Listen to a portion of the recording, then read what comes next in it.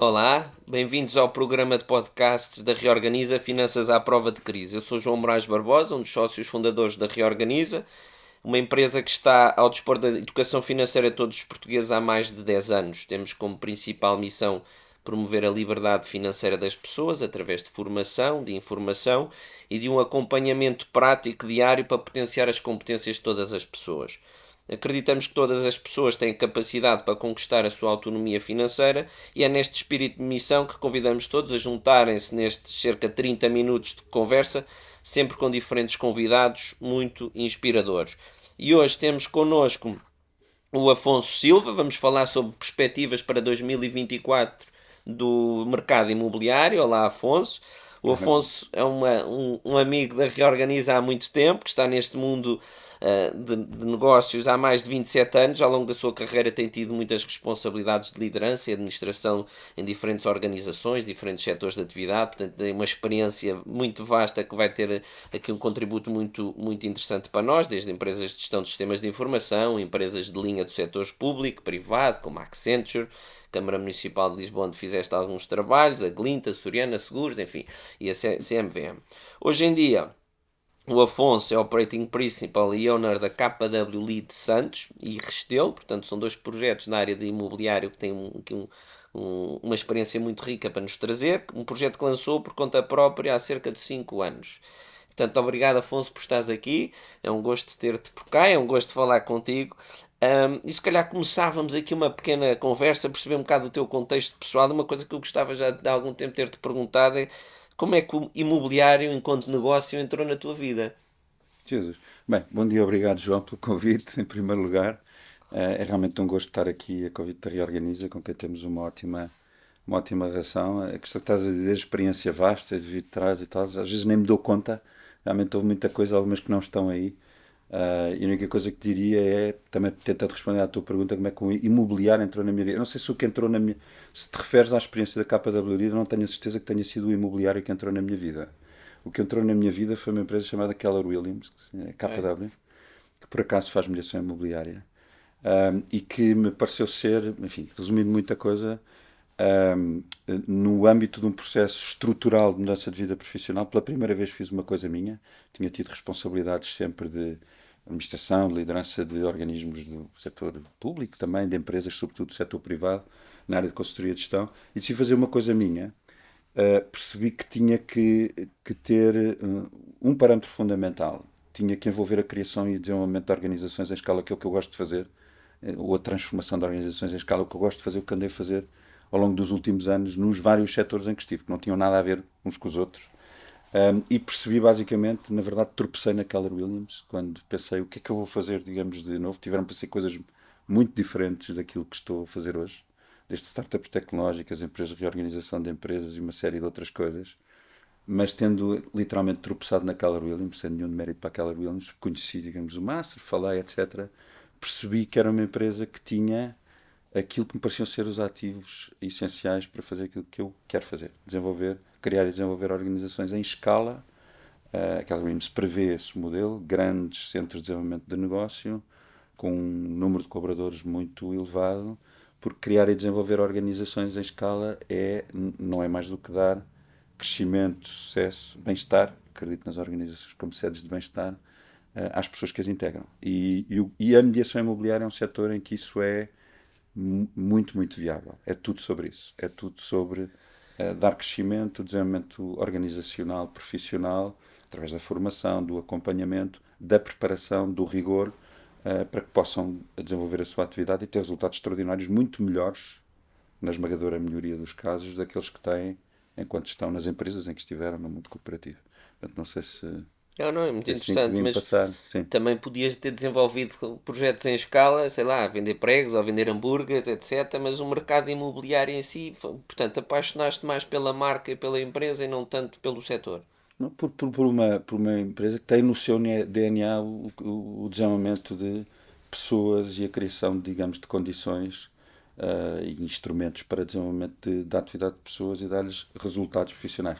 O desenvolvimento organizacional, o desenvolvimento de organizações é o que me diverte, me motiva há muitos anos e, portanto, desenvolver organizações não é mais do que as organizações são coisas abstratas, não é? Sim. São as pessoas e o que se faz viver dentro das organizações com as pessoas, pelas pessoas e para as pessoas. E, portanto, é basicamente isso que se Ok, trata. portanto, tu tiveste estes anos na KWI de Santos e de Restelo portanto, foste certamente apaixonando pelo mercado imobiliário. O que é que te atrai no mercado imobiliário? No mercado, quer dizer, no âmbito deste projeto, depois o mercado imobiliário tem muito interesse, tem desafios, tem, enfim, é uma coisa relativamente dinâmica, vai acontecendo, vemos por aquilo que vai acontecendo todos os dias. E em particular em Portugal, porque eh, é um, é um exercício de descobrir as diferenças todos os dias. Nós vamos vendo notícias em que, normalmente as notícias falam são relativamente hiperbólicas e os títulos são parciais e a informação é difusa. Nós vemos muitas vezes notícias a dizer que hoje a coisa colapsou, quando houve, digamos, o tema não sei se lembras, começou-se a falar de bolhas, Hum. com grande ênfase. Havia palavras como colapso, afundar, etc. Possibilidade. Portugal ia ser a primeira bolha a rebentar na Europa. Isto, enfim, não há muito tempo, há um ano e meio, E não no acontece final de nada. 2022.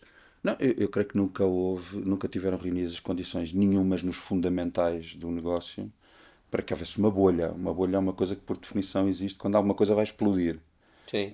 No subprime nós tivemos fenómenos desses, não é? Portanto, tínhamos os ativos dos bancos infectados com aquilo que era um conjunto de, enfim, de produtos alavancados em cadeia, com uma série de coisas, e não havia, de facto, solidez nas coisas. Portanto, havia risco.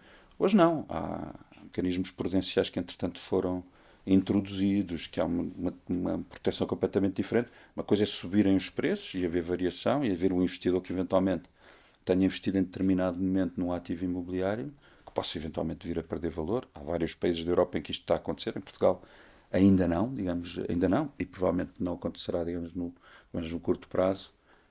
O que é muito diferente de existir uma bolha e haver alguma coisa que, enfim, com base naquilo que é a fragilidade dos ativos dos bancos, designadamente, Mas é sempre possa muito mais acontecer. fácil. Na televisão, nos mídias, estamos nesta lógica, vai arrebentar e está tudo mal e os preços estão a subir muito, etc. Causar aqui um bocado este pânico e no dia a dia, se calhar, não se vê isto, não é? Quem está no Não, dia a dia, quem tem, tu deves ter nestas duas empresas, deves ter 300 e muitos consultores, 270, sim. passa muita desta informação e percebes com dados estatísticos que de facto que as coisas não estão assim tão dramáticas como se pinta nas notícias, não é? Nada pelo contrário. Aliás, a Tónica recentemente abandonou-se esse discurso, felizmente, da bolha, porque acho que nunca existiu bolha nenhuma. Houve, aliás, vários personagens que vieram corroborar isso, dizer.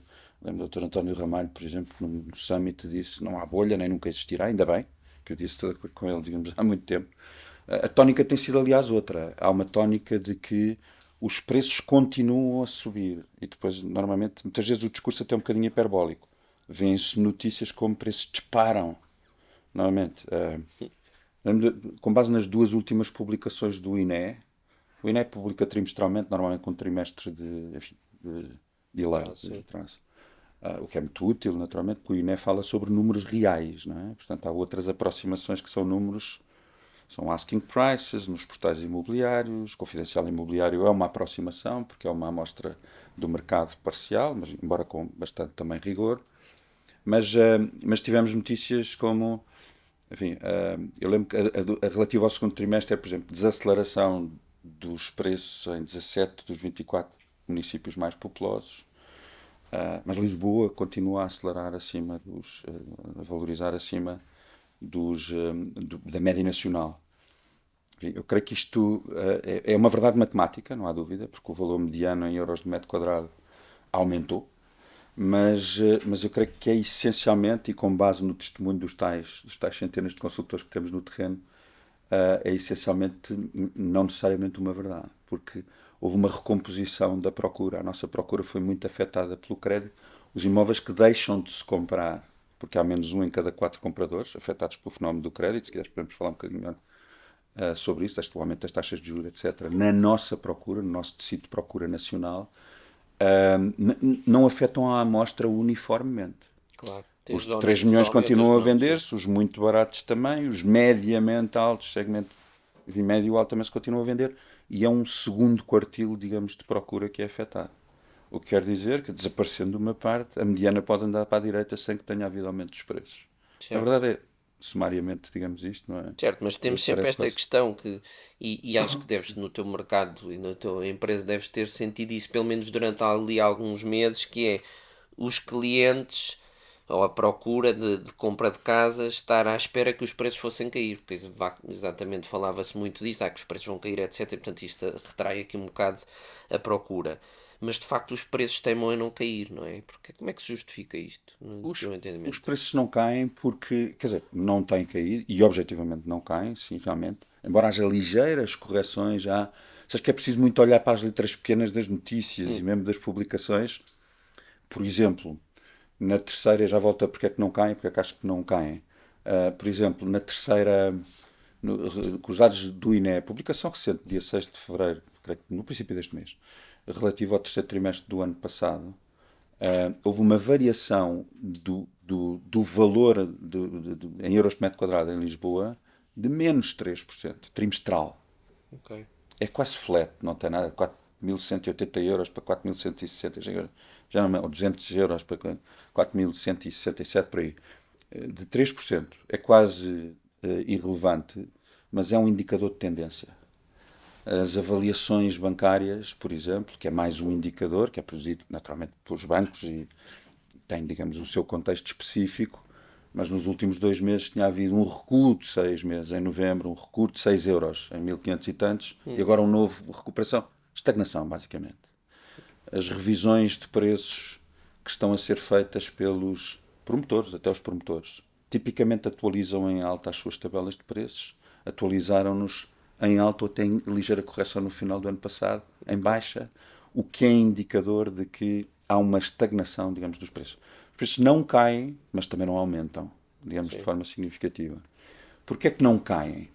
Apesar de ter havido, a nossa procura ano passado, em 2023, teve objetivamente um corte de cerca de um em cada 4 imóveis. Na área metropolitana de Lisboa, de 25%. Portanto, um em cada 4 imóveis que se vendiam em 2022 deixou de se vender. Basicamente, se quisermos ver isto, há um em cada 4 compradores a menos. Não é? E é uma contração de procura, enfim, com um significado relativo. Sim.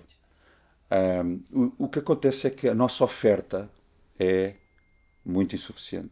É cronicamente insuficiente. É muito deficitária. Desde há muitos anos. Portanto, nós Portanto, não tivemos se no, constroem casas novas, não é? não há injeção de novos imóveis no mercado. Há o ritmo a que a nossa dimensão, o número de. Nós, com uma população de 10 milhões de habitantes por ano, até temos um índice de propriedade bastante grande, portanto, sempre 6 milhões de imóveis. Alguém que nasce em Portugal é proprietário em média de 0,6 imóveis logo à nascença. Portanto, não é mau.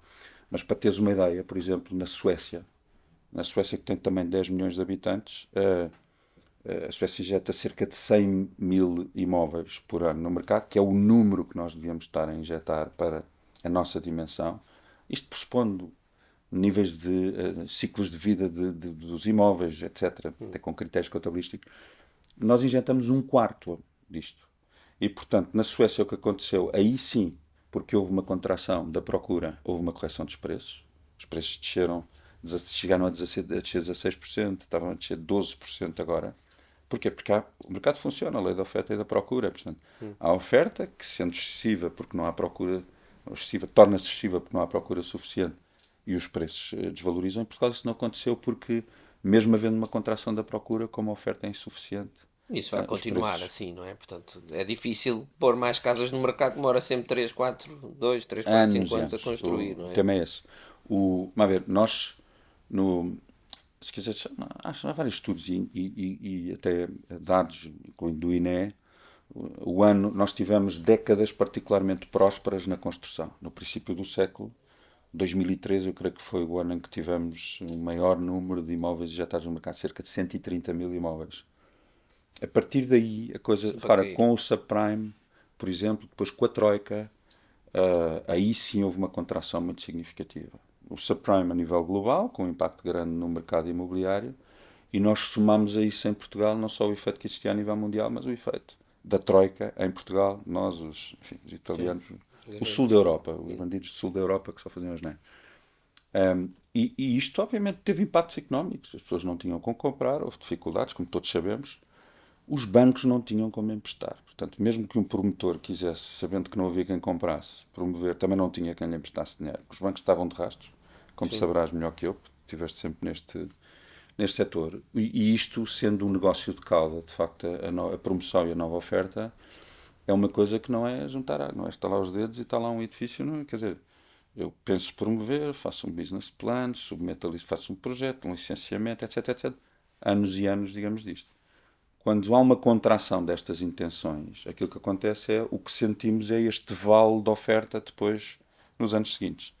Nós tivemos uma grande recuperação a seguir ao subprime e desculpem, houve um vale, digamos, nesta altura e há uma recuperação agora da oferta, mas de forma relativamente tímida. E os últimos anos também não têm sido particularmente sim, prósperos para isto. Coisas como a pandemia, isto é sempre função muito de percepções de certeza ou incerteza do que vai acontecer. Se fosse promotor na pandemia também, caramba, vou pôr agora uma coisa no mercado, quem é que vai comprar sim. isto e tal. As coisas, como sabes, enfim, surpreendentemente, na pandemia, apesar dela, não, por causa dela, 2022 foi o ano em que se venderam mais imóveis em Portugal, 168 mil. Porque houve aquela procura acrescida introduzida pela própria pandemia que foi As pessoas queriam casas pessoas com jardim, queriam ir claro, para a trocaram periferia. centralidade por espaço, né? Sim, Procuraram as periferias, puderam comprar mais barato, em geografias menos valorizadas, porque tinham uma relação diferente com o trabalho, com as suas empresas, com as suas entidades empregadoras, teletrabalho, já não preciso vir sim. a Lisboa todos os dias, posso vir e tal, tal. E a verdade é que nesse período foi sendo recriado um clima, digamos, de alguma confiança que permite também aos promotores reintroduzir produto no mercado. Mas a verdade é que isto está a acontecer de forma muito ténue ainda. Não é? Para teres uma ideia, na última década, nos últimos 10 anos, são dados dos censos, 2010 a 2020, mais ou menos, foram introduzidos menos 700 mil, eram 800 mil imóveis por década, mais ou menos, no Ok. mercado e foram introduzidos menos 700 mil, portanto cerca de 100 ao todo. Nós estamos a Certo. pôr. Portanto, se É aí por isso. sim, se a procura mantém-se forte e com estas tendências de Portugal está na moda, que os estrangeiros querem vir viver para cá, que os reformados querem vir para cá, etc. E se não há oferta, naturalmente, que o preço não pode cair. Mesmo tendo a procura contraído e significativamente, porque um em cada quatro a menos não é pouco, Sim, não é? Ora, o que acontece é que, ao contrário de outros países em que estando a oferta e a procura mais equilibradas, há correção de preço em baixa, em Portugal a pressão da procura sobre a oferta foi inferior e, portanto, os preços estabilizam, estagnam, mas não têm baixado. Embora haja já geografias em que há, objetivamente, e Lisboa cidade é uma delas, há correção de preço, há necessidade de correção daquilo que eram os asking price, chamado asking price, o que o proprietário pede pelo imóvel, de forma mais significativa. Os descontos feitos de negociação na venda de imóveis, dados do Confidencial Imobiliário, os do INE não temos ainda, porque não existem em relação ao quarto trimestre de 2023.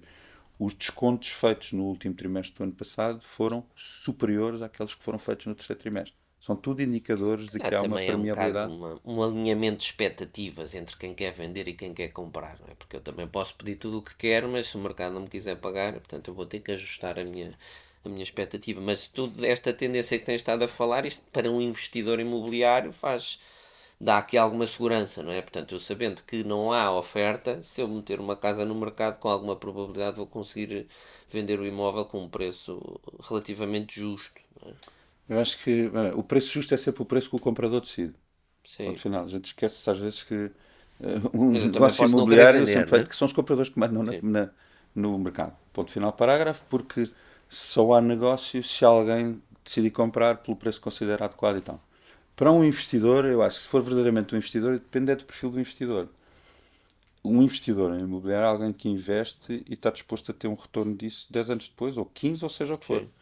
E E nós isso, portugueses gostamos muito do retorno de curto prazo, não pois é? é, mas é que esse aí é que é o tema, é que na perspectiva mais especulativa, aí sim é difícil. Se alguém quiser, digamos, esperar ter uma valorização, uma compra que faça hoje, há sempre oportunidades absolutamente casuísticas, ditadas por situações extremas, de alguém que precisa mesmo de vender ou que não faz a mínima ideia do que é que se anda a passar.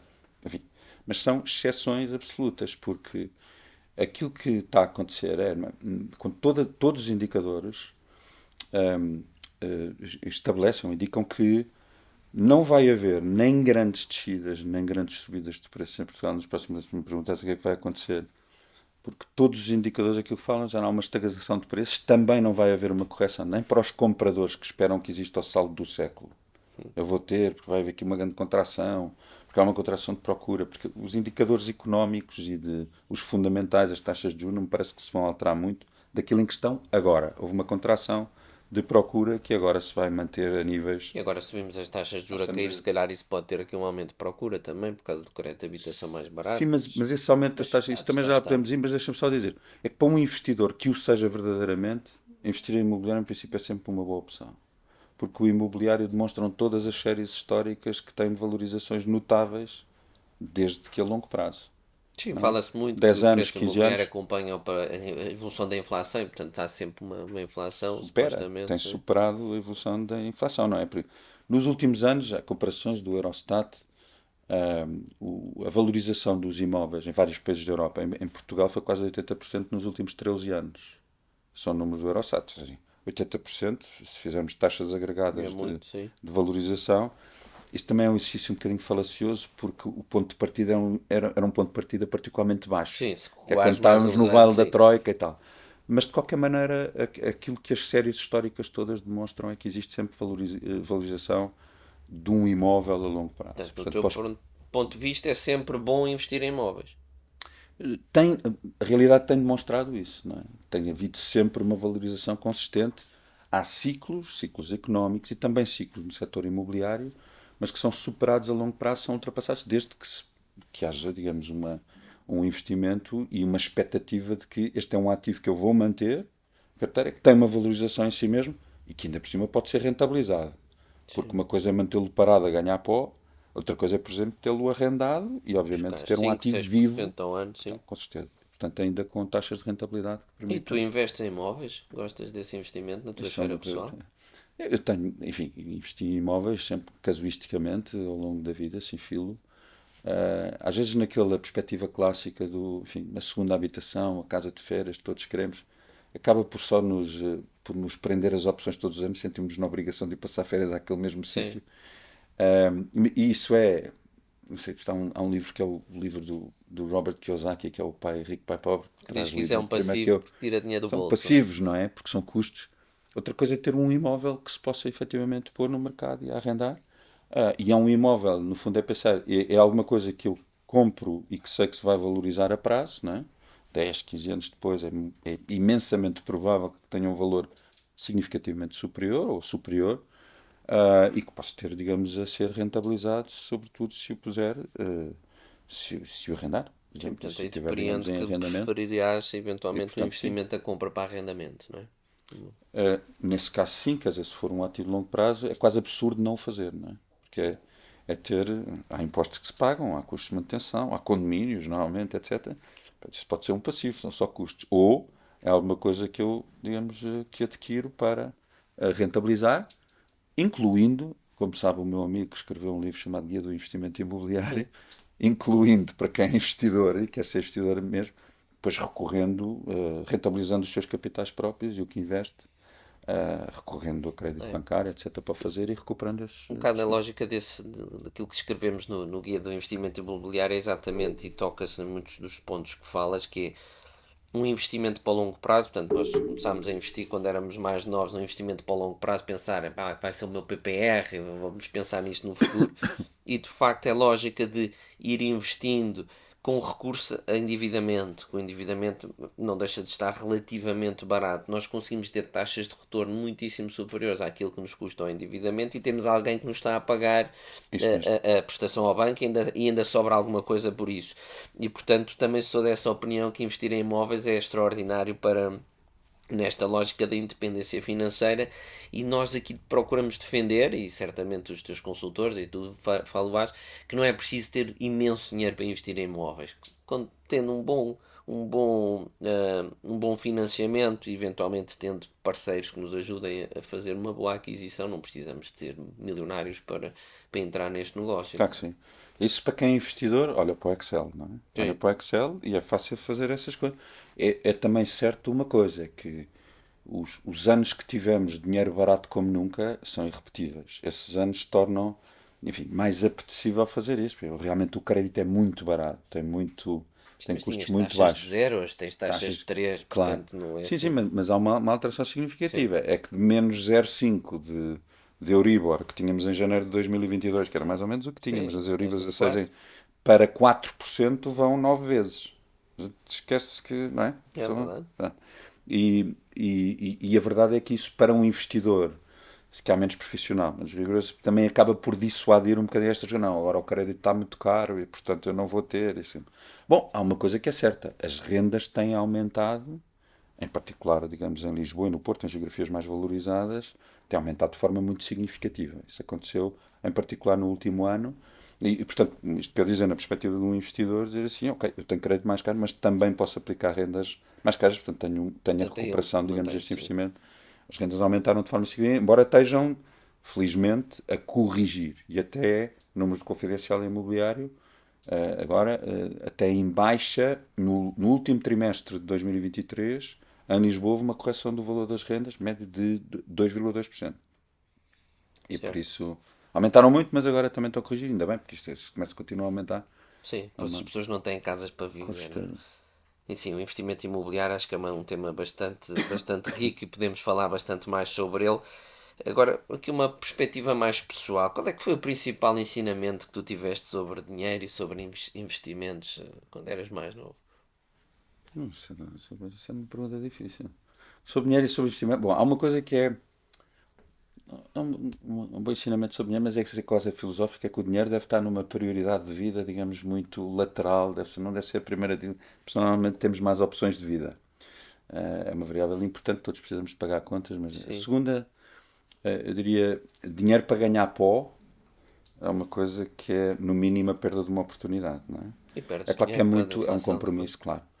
Temos visto agora muito, quer dizer, a inflação traga-nos, devora-nos aquilo que é o potencial. É bom ter a coisa, está muito segura no depósito, digamos, a prazo, ou no certificado disto ou aquilo. Mas a verdade é que a inflação, vimos agora, dá cabo disso rapidamente se Claro. tivermos um fenómeno desses, não é?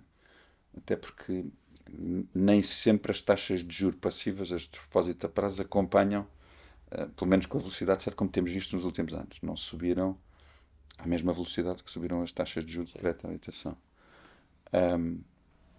E eu diria que o dinheiro depois pode, obviamente, ser utilizado, é um instrumento. Nesse livro, parece que não é nada de bíblico, mas o livro do Robert Kiyosaki, que é um clássico, tem Sim. várias dezenas de anos, uma coisa é dizer assim: não trabalhemos para o dinheiro, ponhamos o dinheiro a trabalhar para nós. Não é?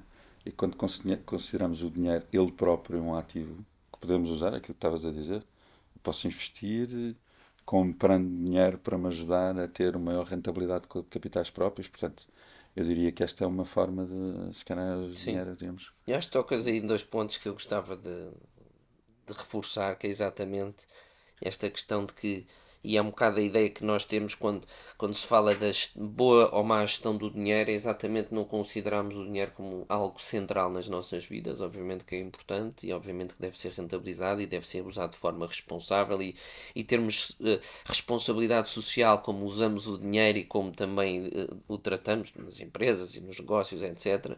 Mas de facto não é algo que é central à nossa vida e portanto temos uma coisa que algum desprendimento ajuda-nos bastante a ter uma perspectiva de facto o que é importante nas nossas vidas. E portanto, quando estavas a falar, eu estava a pensar naquela imagem do Gollum, do Senhor dos Anéis, a My Precious, não é? Temos o nosso dinheiro, mas na realidade vivemos focados naquilo e a certa altura acabamos por definhar como essa própria O figura Smeagol é um fazia. personagem mais simpático. Sim, portanto, é verdade. E portanto, isso tocas é muito importante. E depois o tema aqui, e concluindo, estamos a chegar aqui ao fim do nosso tempo, é exatamente hum, olharmos para o dinheiro e para os investimentos como algo que é perfeitamente natural nas nossas vidas. Tipicamente as pessoas querem pôr o dinheiro nos seus depósitos a prazo ou nos certificados da Forro, ou mesmo que o dinheiro fique a ganhar pó na sua conta bancária e na realidade perdem-se oportunidades extraordinárias. Ainda estamos naquela lógica de acreditar que vamos ter uma reforma do Estado bastante boa, etc. E os investimentos vão nos ajudar a ter essa reforma porque o Estado não nos vai ajudar. Portanto, temos que assumir as rédeas da nossa vida financeira. E, portanto, acho que o tema do investimento imobiliário vai certamente ajudar. É uma forma muito importante da pessoa e das famílias acumularem riqueza de uma forma bastante segura e bastante previsível. E portanto é algo que nós defendemos muito que as famílias Sim. iniciem. Não é? Sabes que, por acaso, agora que falas disso do acumular em riqueza, etc., pela primeira vez o ano passado, a riqueza das famílias portuguesas está mais concentrada em ativos imobiliários do que no seu património financeiro. Não só, mas também porque houve uma valorização dos ativos. Sim. E, portanto, mesmo as pessoas que compraram casa própria e tal, hoje a valorização estimada desse património, o património imobiliário das famílias portuguesas já é superior ao património financeiro, que não é mau. Bom, Verdade. ainda bem. Ok. Boa. Olha, Afonso, foi um gosto. Acho que temos que repetir para falar dos outros Não, temas havia montes todos de que coisas para temos. falar aqui sobre o ano que vem, procura, como é que ela coisa. Isto vai ficar mais ou menos na mesma como está agora, que é com uma procura que contraiu, mas já estagnou esta contração, um em cada quatro a menos. Se calhar vão-se continuar a vender 33 a 34 mil imóveis por trimestre, quando se vendiam 43, então um em cada quatro a menos. Nenhum problema com isso, mas não há nada que faça crer que isto vai alterar-se substancialmente, porque as taxas de juro vão, estão objetivamente, depois vêm-se notícias a dizer as prestações estão mais baixas. As prestações não estão mais baixas. Porque uma família que tenha um empréstimo indexado a Euribor a 12 meses continua a ter um encargo superior ao que tinha há 12 Sim, meses. O que estão é mais baixas do que se fossem contratadas em novembro. Isso é sim. verdade. Portanto, durante algum tempo este efeito no nosso tecido de procura, das taxas de juros, etc., vai continuar a existir e, portanto, não se prevê que haja um grande. O que não significa que o mercado não tenha dinâmica. Sim, Ver um em cada quatro a menos significa continuar a haver três em cada quatro. é verdade. E há Portanto, sempre quem precise de é comprar e assim vender. uma Basicamente é postura isso. de grande otimismo que eu também partilho e enfim, voltaremos a falar sobre isto certamente no futuro. Muito obrigado por nos terem estado a ouvir e até à próxima.